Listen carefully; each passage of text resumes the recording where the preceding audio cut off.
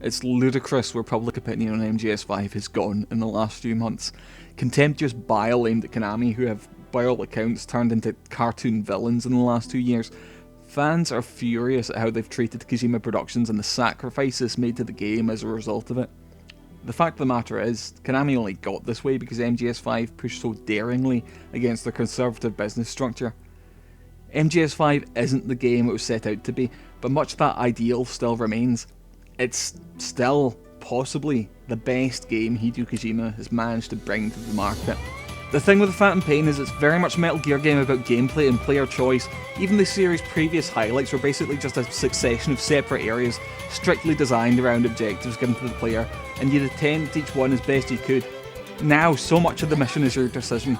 Remember how exciting it was in MGS1 when Snake arrived at the helipad and was scoping out the base, watching patrol routes and looking for ways in? That's the kind of thing you end up doing yourself in MGS5, not because it feels cool, but because it's a valuable technique within the game's structure.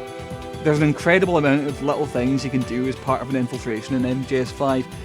The creative mind that turned knocking on walls and exploding electrical terminals into game mechanics back on the MSX2 has brought that same level of invention to the power of modern systems. Now you're working with the dynamic weather system in real-time clock to avoid patrolling guards. You're shooting your prosthetic fist off and remotely guiding it towards enemies' faces. You're tenderly asking a horse to take a shit on the road. Microtransactions and disappointing endings be damned, this is undeniable Game of the Year stuff. The value of Phantom Pain's open world has been debated over. People are comparing it to the appeal of GTA's cities or Fallout's wastelands. These things aren't equatable. What an open world offers Metal Gear isn't about mini-games or people to talk to, it's a lack of constraints. Bases can be approached from any angle, with any equipment and any vehicle. If you're spotted, you can't just trigger a loading screen and continue things in a quiet room. As long as they see you, they're going to try to kill you. You come up with your own solutions to problems to fit how you play the game, and when they work, they're immensely satisfying. The Phantom Pain was clearly planned to be the quintessential Metal Gear game, and based solely on gameplay terms, it definitely manages that, outdoing previous games in the series at the core appeal. The stealth is better than MGS1's, the tricky little techniques are better than MGS2's, the natural landscape is better and more varied than MGS3's, the sniper boss is too, the balance between action and stealth is far better than MGS4. In fact, when paired against MGS4, it's striking just how well 5 accomplishes what it intended to do.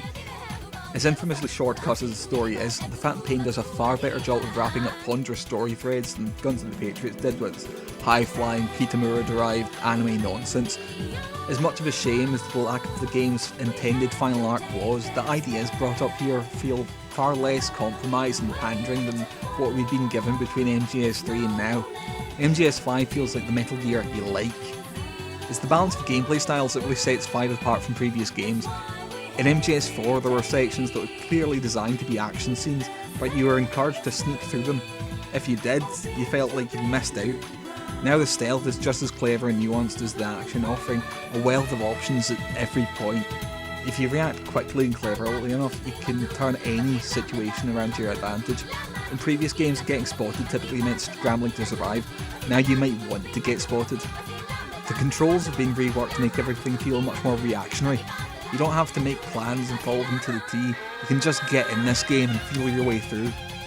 And that plays towards the open world. This is something you want to explore and experiment in, and that's how the game wants you to play it. This is the definitive fun Metal Gear. Until I realised how much it had been left out or tinkered with, I was quite sure that MGS5 was the best game I'd ever played, and that thought stuck with me for the first 60 hours or so. It's a big game. Those initial 60 hours of brilliance lasted longer than it took me to complete the fairly massive Yakuza 5, and has far less trouble keeping players motivated than that. The buddy system alone gives you incentive to play beyond the strict guidelines of the story. Between Quiet, D-Horse, DD and D-Walker, there's going to be at least one you want to, and look forward to developing ridiculous advanced techniques with. It's a wee injection of personality to get you invested in the little parts of the game. That kind of customisable aspect keeps players attached to the game they've made for themselves within MGS5's loose, adaptable structure. MGS5 marks the end of Kojima's long history with Konami, and now without the support of a major publisher, it could end up standing as his biggest game. It's always going to stand as the most accurate depiction of his vision for the series, and that's how it deserves to be remembered. Not for the cynical practices that pushed it out to market in a compromised state, but for the fantastic, incomparable work that went into making this the last Metal Gear game we'd ever need. This was going to be Kojima's best game, and it was released before the end was finished, but I don't think the chunk we got of Kojima's best game isn't deserving of this kind of praise. I'm quite happy to call it my game of the year.